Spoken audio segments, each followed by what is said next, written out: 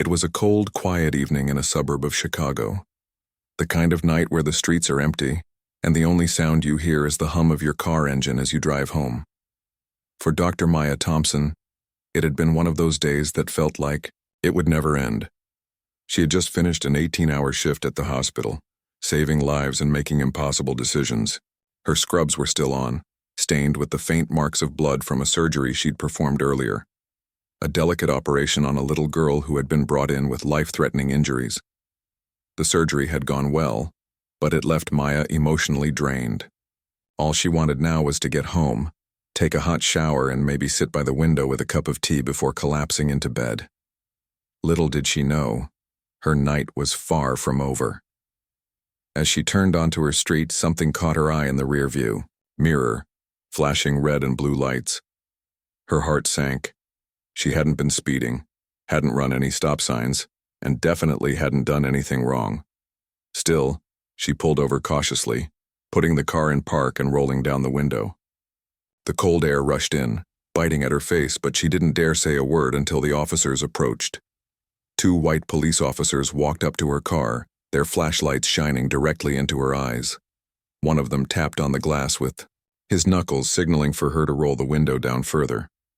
Maya complied, keeping her hands visible on the steering wheel, just like she'd always been taught. "License and registration," one of them barked, his tone sharp and accusatory. She reached slowly into her bag, pulling out her driver's license and hospital ID. Handing them over, she tried to stay calm, though her stomach was churning. This wasn't the first time she'd been stopped by the police, but there was something about this interaction that felt different, more tense, more hostile. The officer glanced at her ID, then back at her, his expression unreadable. "You match the description of someone we're looking for," he said flatly. "A suspect in a robbery nearby." Maya blinked, stunned. "I'm sorry, what? A robbery?" she asked, her voice trembling slightly. "I'm a doctor. I've been at the hospital all day. You can call them if you need to confirm." But instead of reassuring her or even checking her story right away, the officers exchanged glances. Something unspoken passed between them, and Maya could feel the tension rising. One of them leaned closer to the window, his flashlight still, blinding her.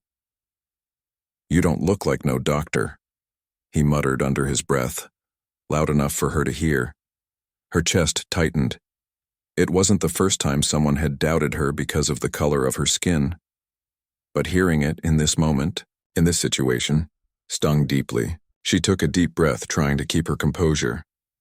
"Officer, please. I've been working non-stop since this morning. My scrubs are literally covered in blood from a surgery I just performed. Can you at least call the hospital to verify who I am?" For a moment, neither of them responded. They seemed to be sizing her up, deciding whether they believed her or not. Finally, one of them stepped back and spoke into his radio, requesting confirmation from the hospital. But even as they waited, the atmosphere remained heavy with suspicion. Maya felt like she was being treated less like a human being and more like a criminal. Minutes ticked by, each one stretching longer than the last. The cold wind continued to whip through the open window, but Maya barely noticed. Her mind raced with questions. Why were they treating her this way? Would they actually arrest her based on some vague description? And most importantly, how often did things like this happen to other people who didn't have the privilege of being able to prove their identity so easily? When the response finally came through, confirming that yes, she was indeed a doctor, the officers reluctantly handed back her documents. But they weren't done yet. Before letting her go, they wrote her a ticket for a minor infraction, something trivial that felt more like a punishment than anything else. As she drove away, her hands gripped the steering wheel tightly, her knuckles turning white. She couldn't shake the feeling of anger and helplessness that had settled over her. That night, as she lay in bed staring at the ceiling, the events of the traffic stop replayed in her mind over and over again. Every detail, the skeptical looks, the dismissive comments, the way they refused to believe her until forced to, burned itself into her memory. It wasn't just about her. It was about every black person who had ever been judged unfairly because of the color of their skin. And, in that moment, Maya realized something important. This wasn't going to be the end of her story, not by a long shot. The traffic stop lingered in Maya's mind long after she got home. She sat on the edge of her bed, still wearing her scrubs, staring at the floor. Her hands were shaking, not from fear anymore, but from anger. The whole situation felt surreal, like something out of a movie she'd never signed up to star in. But as much as she wanted to push it aside and move on, she couldn't. The memory of those officers' dismissive tones and skeptical glances kept replaying in her head, refusing to let her rest. Maya's thoughts drifted back to her childhood, growing up on the south side of Chicago. Life hadn't been easy for her or her mom. They lived paycheck to paycheck in a small apartment where the heat barely worked in the winter, and the walls were paper thin.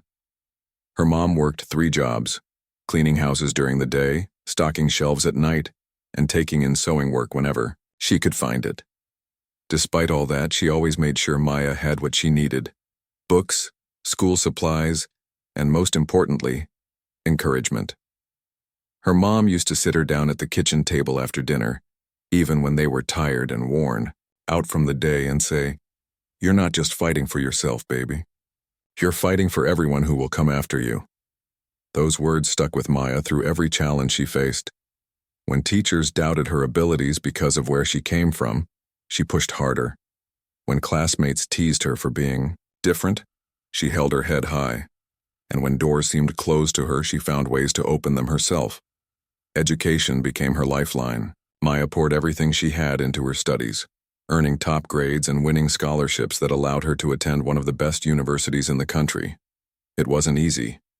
There were times when she felt completely out of place, surrounded by students who came from wealthy families and prestigious prep schools. Some professors underestimated her, assuming she wouldn't be able to keep up. But Maya didn't care. She knew why she was there: to make her mom proud and to prove that she belonged. Medical school was another uphill battle.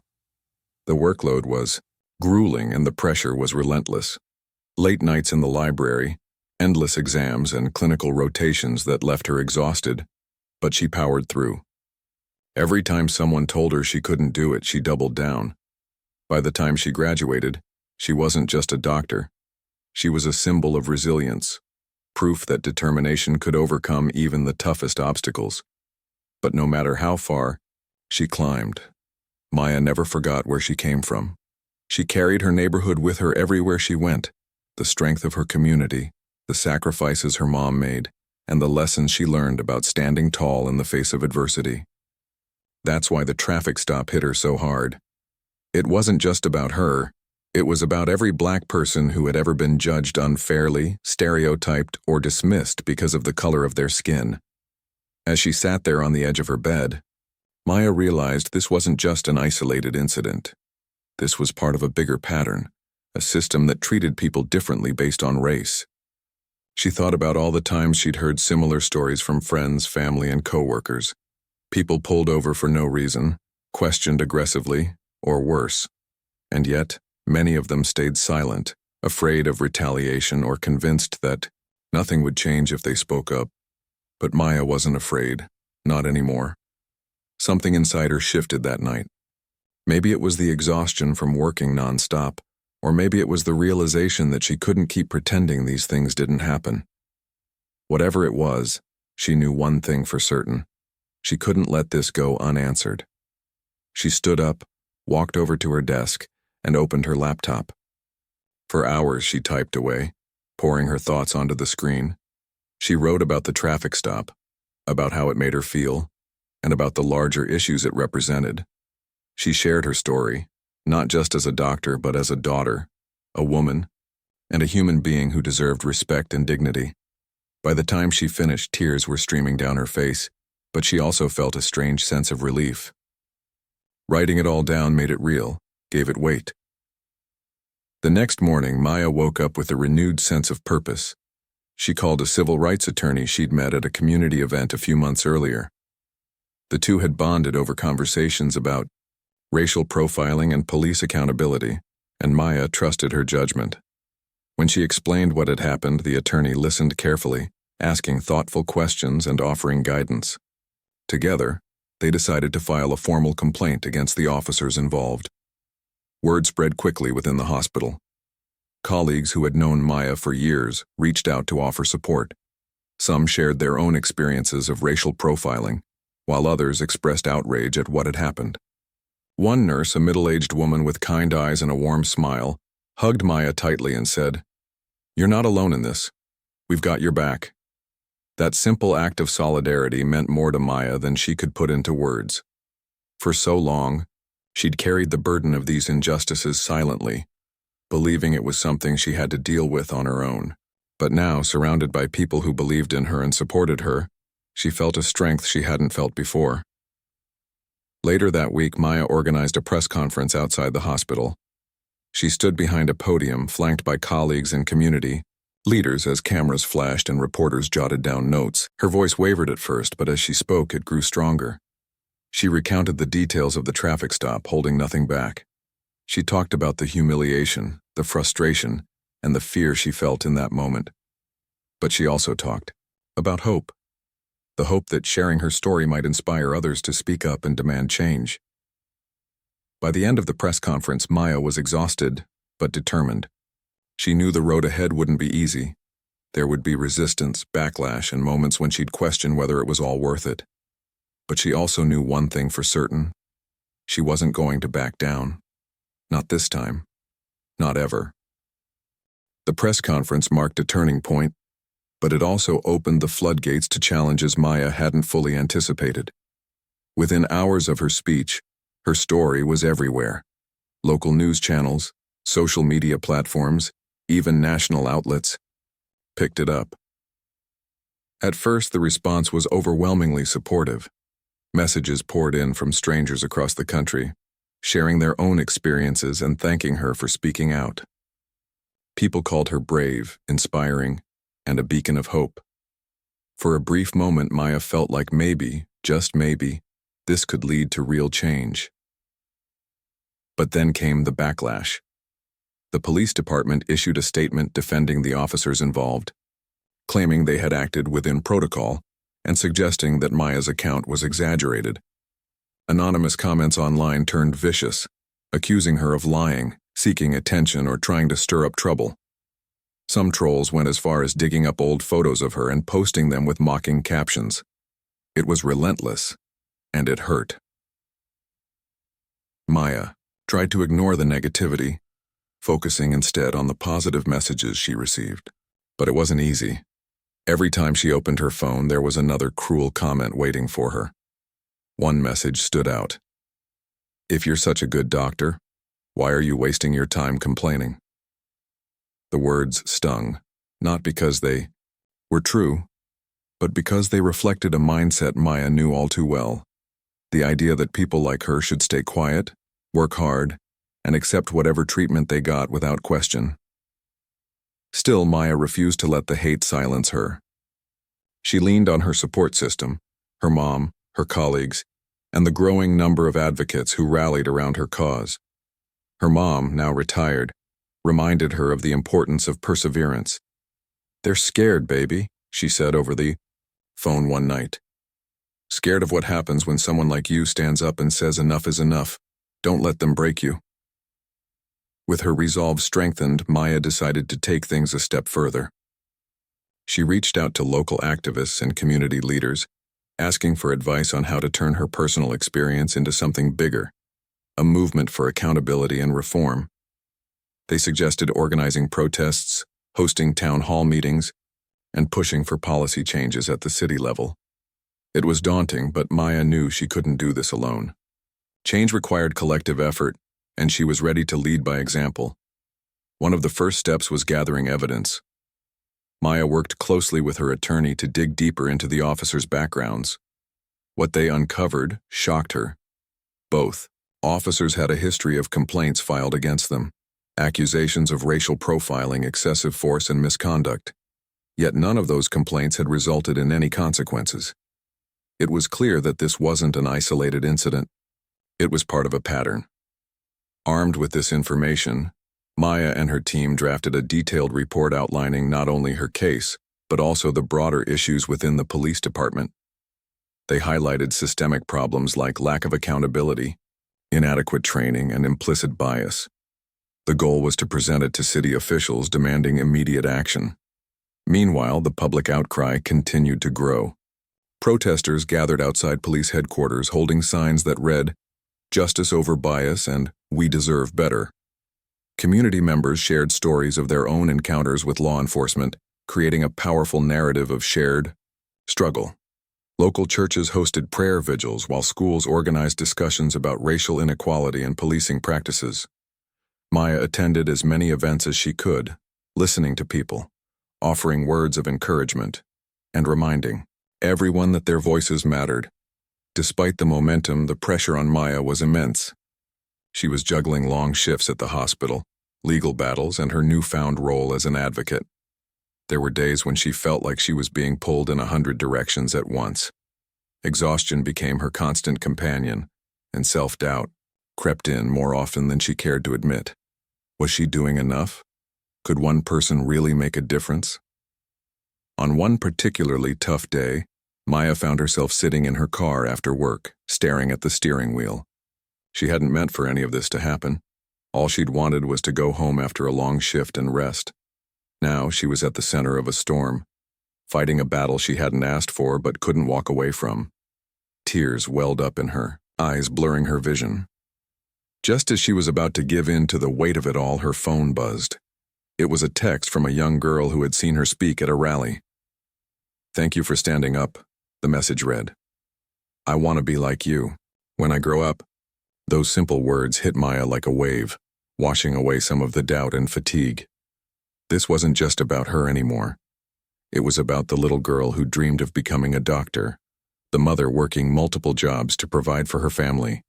The teenager stopped for no reason other than the color of his skin. It was about every person who deserved to live without fear of being judged or mistreated because of who they were.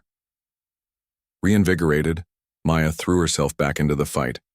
She met with lawmakers, attended city council meetings, and spoke at forums about the need for reform. Each interaction brought its own set of challenges: politicians dodging questions, bureaucrats dragging their feet, and critics dismissing her efforts as naive or unrealistic. But Maya learned to adapt, using her medical training to approach the situation methodically. She gathered data, presented facts, and appealed to logic as much as emotion. Slowly but surely, progress began to show. A local journalist published an investigative piece exposing the troubling patterns within the police department. The article reignited public interest in Maya's case, putting additional pressure on city officials to act. Meanwhile, petitions circulated online, calling for independent oversight of law enforcement agencies. Thousands of signatures piled up, proving that people were paying attention and demanding change. Through it all, Maya remained grounded. She reminded herself daily why she started this journey, not for fame or recognition, but because it was the right thing to do. Every late-night strategy session, every uncomfortable conversation, every ounce of energy she poured into the cause brought her closer to the justice she sought. And though the road ahead was still uncertain, one thing was clear: Maya Thompson was no longer just a doctor. She was a catalyst for change, a voice for the voiceless, and a testament to the power of resilience. As the weeks turned into months, Maya's fight for justice became a marathon rather than a sprint. The initial wave of public support had been energizing, but keeping that momentum alive proved to be a challenge. People were busy with their own lives, work, family, bills, and it was easy for them to move on from the headlines. For Maya, though, there was no moving on. This wasn't just another story. It was her reality, one she lived every single day. The police department wasn't making things any easier. Instead of addressing the concerns Maya and her supporters raised, they doubled down on their defense of the officers involved. Their strategy seemed to be delay and deflect. They promised internal reviews that dragged on for months without results. Anonymous sources within the department leaked misleading information to the media, trying to paint Maya as difficult or unreasonable. One article even suggested she had provoked the officers during the traffic stop. A claim so far from the truth that it made her laugh bitterly when she read it. But Maya wasn't about to let them rewrite her story. She knew how these tactics worked. They were designed to wear people down, to make them doubt themselves and eventually give up. That wasn't going to happen to her. If anything, the resistance only fueled her determination. She started documenting everything meticulously. Emails, phone calls, meetings, even screenshots of social media posts attacking her character. Every piece of evidence was another brick in the wall she was building against injustice. Her legal team played a crucial role in this phase of the battle. With their help, Maya filed a formal lawsuit against the officers and the police department, accusing them of racial profiling and misconduct. It was a bold move, one that came with risks. Lawsuits like this could drag on for years, draining resources and testing patience. But Maya didn't see it as a choice. It felt like the only way forward. The goal wasn't just to hold the officers accountable. It was to expose the flaws in the system and force meaningful change. While the legal process unfolded, Maya continued to speak out publicly. She gave interviews, wrote op-eds, and appeared on panels discussing racial bias in law enforcement. Her calm demeanor and unwavering focus earned her respect, even from those who initially dismissed her claims. In one particularly powerful interview, she held up a photo of herself in scrubs standing next to the little girl she had saved during that grueling surgery. "This is who I am," she said firmly. "A doctor who saves lives. Not a suspect. Not a criminal. Just a human being trying to do my job and live my life." That image resonated deeply with viewers. It humanized her in a way statistics and legal arguments couldn't. People saw not just a victim of racial profiling, but a woman who had dedicated her life to helping others. The narrative shifted slightly, putting more pressure on the police department to respond appropriately. Even some moderate voices in the community began calling for reform, acknowledging that something was clearly broken. Behind the scenes, however, the toll of the fight was undeniable. Maya was running on fumes, balancing her demanding career with the relentless advocacy work. There were mornings when she woke up feeling completely drained, wondering if she had bitten off more than she could chew. Sleep became elusive, stolen moments between late-night meetings and early hospital rounds. Friends and colleagues noticed the dark circles under her eyes and urged her to take a break, but she shook her head. "If I stop now," she told them, "what message does that send?" What kept her going were the small victories along the way. A city council member reached out to express support and propose new legislation aimed at increasing transparency in policing. A group of high school students organized a peaceful march through downtown, carrying signs inspired by Maya's words. Strangers sent letters and gifts, a bouquet of flowers here, a handwritten note there, reminding her that she wasn't alone. Each gesture, no matter how small, felt like a lifeline pulling her back from the edge of exhaustion. One of the most impactful moments came during a town hall meeting, hosted by local activists. Maya sat on a panel alongside other victims of racial profiling, sharing their stories with an audience of hundreds. As each person spoke, the room grew quieter, heavier with emotion. When it was Maya's turn, she took a deep breath and began recounting the traffic stop. This time, though, she didn't just talk about what happened. She talked about how it made her feel. Angry, humiliated, scared. She admitted that there were nights when she questioned whether speaking out was worth it. And then she looked directly at the crowd and said, "But I'm still here. Because staying silent isn't an option. Not for me. Not for any of us." The applause that followed was deafening, a mix of admiration and solidarity. Afterward, dozens of people lined up to thank her personally, sharing their own experiences and pledging to join the fight. It was overwhelming, but in the best possible way. For the first time in a long while, Maya felt a glimmer of hope, not just for herself, but for everyone counting on her to keep pushing forward.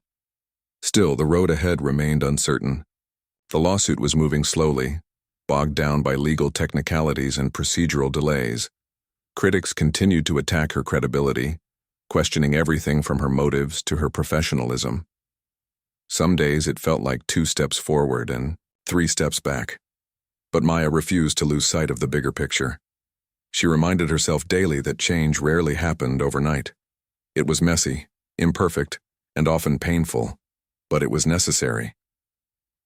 In quieter moments, she thought about her mom, who had passed away a few years earlier, how proud she would have been to see her daughter standing tall in the face of adversity, refusing to back down. Maya imagined her mom sitting beside her, holding her hand and whispering those familiar words. "You're fighting for everyone. Who will come after you?" That thought gave her strength. No matter how hard things got, Maya knew she was doing this not just for herself, but for future generations. For the kids growing up in neighborhoods like hers, dreaming of becoming doctors, lawyers, teachers, or whatever else their hearts desired. For the parents working tirelessly to provide better opportunities for their children. For everyone who deserved to walk through the world without fear of being judged by the color of their skin. And so, Maya pressed on, one step at a time. She leaned on her support system, celebrated the small wins, and prepared herself for the battles yet to come. The journey was far from over, but she was ready to face whatever challenges lay ahead, knowing that giving up simply wasn't an option. The courtroom was quiet, almost unnervingly so. Maya sat at the plaintiff's table, her hands clasped tightly together, trying to steady her breathing. The air felt heavy, charged with anticipation and tension. Around her, the room buzzed faintly, with murmurs from the audience. Friends, supporters, reporters, and curious onlookers who had followed her story for months. She glanced over her shoulder briefly, catching the eyes of a few familiar faces. Their presence gave her strength, but it didn't erase the weight of what she was about to face. This was the day they had all been waiting for, the first hearing in Maya's lawsuit against the officers and the police department. Months of preparation had led to this moment. Legal briefs had been filed, evidence gathered, testimonies prepared. Yet despite all the groundwork, Maya couldn't shake the uncertainty gnawing at her. Would the judge see through the excuses and denials? Would justice finally prevail, or would the system protect itself as it always seemed to do? As the proceedings began, the opposing counsel wasted no time launching into their defense. They argued that the officers had acted within reasonable suspicion based on the vague description provided during the robbery investigation.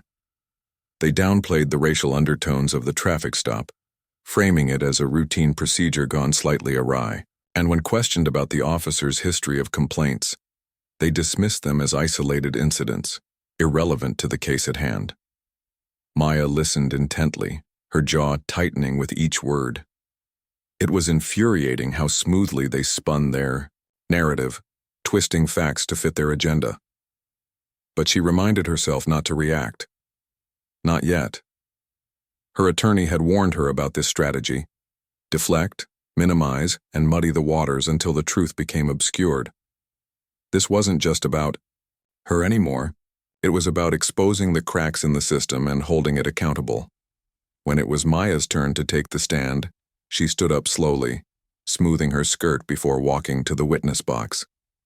The courtroom fell silent as she raised her right hand and swore to tell the truth. For a moment she closed her eyes, centering herself. Then she began to speak. Her voice started soft but grew steadier as she recounted the events of that night. She described the flashing lights in her rearview mirror, the skeptical glances from the officers, the dismissive tone in their voices. She talked about the humiliation of being treated like a suspect, the frustration of having her credentials ignored, and the fear that gripped her as she wondered what might happen next. Every detail mattered. Every emotion counted. She wanted the jury and everyone listening to understand exactly what she had endured. At one point, her attorney asked her to explain why she decided to pursue legal action instead of simply moving on. Maya paused, collecting her thoughts. "Because staying silent would mean letting it happen again," she said firmly. "Not just to me, but to someone else, to anyone who looks like me. I couldn't live with myself if I didn't try to make a difference." Her words hung in the air, resonating deeply with those in the room. Even some of the jurors nodded subtly, their expressions thoughtful. When cross-examination began, The opposing counsel tried to poke holes in her testimony, questioning her memory and motives. But Maya remained composed, answering each question calmly and confidently. She knew they were trying to rattle her, but she refused to let them win. Outside the courtroom, the battle continued in the court of public opinion. The police department ramped up its efforts to discredit Maya, releasing statements that painted her as confrontational and uncooperative. Anonymous accounts surfaced online, claiming she had exaggerated the incident for attention. Some media outlets ran sensationalized headlines, fueling division and doubt. But Maya's supporters weren't backing down either. Activists organized rallies outside City Hall, demanding accountability and transparency. Community leaders held press conferences, calling out the department's attempts to smear her reputation. Social media campaigns gained traction, with hashtags like Stand with Maya and Justice for All trending nationwide. People shared stories of their own encounters with law enforcement, amplifying the call for reform. Through it all, Maya leaned heavily on her team. Her attorney worked tirelessly, strategizing and preparing for every twist and turn. Friends and colleagues checked in regularly, offering encouragement and practical help whenever needed. Her mom's voice echoed in her mind, reminding her to stay strong and focused. "You're doing the right thing," she imagined her saying. "Don't let them break you." One particularly grueling week, Maya hit a low point. A key piece of evidence, a video from a nearby security camera that captured part of the traffic stop, was deemed inadmissible due to technicalities. The setback felt crushing. Doubts crept in, whispering that maybe this fight was futile, that the odds were stacked too high against her. That night she sat alone in her apartment staring at the wall, feeling the weight of everything pressing down on her. Just as she was about to give in to despair, her phone buzzed. It was a message from a young man who had attended one of her speeches. "I saw you on TV," he wrote. "I'm 19, and I've been stopped by cops more times than I can count. You give me hope that things can change. Please don't stop fighting." Tears welled up in Maya's eyes as she read the message over and over. This was why she kept going. Not for herself, but for people like him. For everyone who deserved to walk through life without fear of being judged or mistreated because of the color of their skin. With renewed determination, she wiped her tears and got back to work. Weeks turned into months and the case dragged on. Testimonies were heard, documents reviewed, arguments debated. Slowly but surely, cracks began to form in the opposition's armor. Witnesses came forward corroborating Maya's account and shedding light on the officer's troubling patterns of behavior. Experts testified about implicit bias and systemic racism within law enforcement. Evidence mounted, painting a damning picture of negligence and misconduct. Finally, after what felt like an eternity, the verdict was announced. The courtroom was packed, the atmosphere electric with anticipation. As the judge read the decision aloud, Maya's heart pounded in her chest. When the words "guilty of misconduct" rang out, a wave of relief washed over her. It wasn't a perfect victory, far from it, but it was something. Accountability, however small, had been achieved. Afterward, as reporters swarmed around, her asking for comments, Maya took a deep breath and smiled. "This isn't just my win," she said. "It's a win for everyone who has ever been treated unfairly because of who they are. We still have a long way to go, but today proves that change is possible." Her words spread quickly, reigniting conversations about policing practices and racial justice. Lawmakers proposed new legislation aimed at increasing accountability and oversight. Advocacy groups doubled down on their efforts, pushing for broader reforms. And Maya, though exhausted, felt a flicker of hope, a belief that maybe, just maybe, the tide was beginning to turn. The verdict was a turning point, but it wasn't the end of Maya's journey. In fact, it felt more like the beginning of something much bigger than she had ever imagined. The court's decision sent shockwaves through the community, sparking conversations that went far beyond her personal story.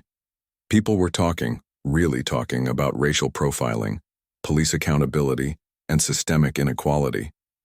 For the first time in years, Maya felt like maybe, just maybe, real change could happen. But change didn't come overnight. Even with the guilty verdict against the officers, the police department resisted any kind of meaningful reform. Their initial response was predictable. They issued a vague statement about learning from mistakes, while quietly transferring the two officers to desk jobs instead of firing them outright. To Maya, it felt like another slap in the face, a half-hearted attempt to save face without addressing the deeper issues. She knew she couldn't stop now. This victory, as significant as it was, wasn't enough. It was one step forward, but there were still miles to go. So Maya kept pushing, channeling her energy into advocacy work. She partnered with local organizations to push for legislative changes, meeting with lawmakers, attending city council meetings, and speaking at rallies. Her goal wasn't just to hold individuals accountable, it was to dismantle the systems that allowed injustice to thrive in the first place.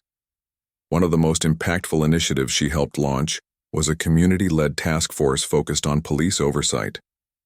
Made up of activists, legal experts, and everyday citizens, the group worked tirelessly to draft proposals for independent review boards, mandatory bias training, and stricter disciplinary measures for misconduct. It wasn't easy. Every meeting brought debates, compromises, and setbacks. But slowly, progress began to take shape. City officials started listening, not because they wanted to, but because public pressure left them no choice. As the months passed, Maya became a symbol of resilience and hope. Strangers approached her in grocery stores, coffee shops, and on the street, thanking her for standing up and refusing to back down. Some shared their own stories of discrimination and hardship, telling her how her courage inspired them to speak out too. Others simply hugged her, saying they were proud of what she had accomplished. These moments reminded Maya why she kept fighting, even when it felt overwhelming. Her work extended beyond policy reform. Maya also founded a nonprofit organization dedicated to supporting victims of racial profiling and advocating for systemic change. The foundation provided resources like legal aid, counseling, and educational workshops to empower people to navigate the challenges they faced. It also created scholarships for students from underrepresented communities who dreamed of careers in medicine, law, and public service, fields where representation mattered deeply. Through it all, Maya remained grounded. Despite the accolades and media attention, she never lost sight of her roots or the reason she started this fight. She visited her old neighborhood often, reconnecting with the people who had shaped her into the person she was today. Sitting around the kitchen table with childhood friends sharing laughter and memories, reminded her of the strength of her community, the same strength that carried her through the darkest moments of her battle. Years later, as she stood on stage accepting an award for her activism, Maya reflected on how far she'd come. The room was filled with supporters, family, colleagues, activists, and strangers whose lives she had touched along the way. As she looked out at the crowd, she felt a mix of emotions: pride, gratitude, and a deep sense of responsibility. In her speech, she spoke not just about herself but about everyone who had joined her on this journey. "This isn't my story alone," she said, her voice steady and heartfelt. "It's our story. A story of pain, yes, but also of resilience, solidarity, and hope. We've shown that when we stand together we can move mountains." Her words earned a standing ovation. But what moved her most was the knowledge that her fight had sparked something greater than herself. Across the country, similar movements were gaining momentum, fueled by the courage of ordinary people demanding justice. New laws were being passed, biased practices were being challenged, and conversations about race and policing were becoming part of the national dialogue. For Maya, the greatest reward wasn't the recognition or the awards. It was seeing the impact of her efforts in action. Young Black doctors, lawyers, and leaders were stepping into roles once denied to them, breaking barriers and paving the way for future generations. Families in her community felt safer knowing their voices were being heard. And though racism and inequality still existed, the cracks in the system were widening, letting light shine through. On quiet evenings, Maya would sit by the window in her apartment, sipping tea and reflecting on everything that had happened. Sometimes she thought, About that cold night when the flashing lights of a police car changed her life forever. She wondered what might have happened if she hadn't spoken up, if she had stayed silent and let the bitterness consume her. But then she remembered her mom's words. "You're fighting for everyone who will come after you." Those words had guided her every step of the way, reminding her that her struggle was never just about herself. Maya knew the road ahead wouldn't always be smooth. There would still be challenges, resistance, and moments of doubt. But she also knew one thing for certain: she wasn't alone anymore. Together, with the support of her community and allies, she had proven that even the smallest acts of courage could ignite change.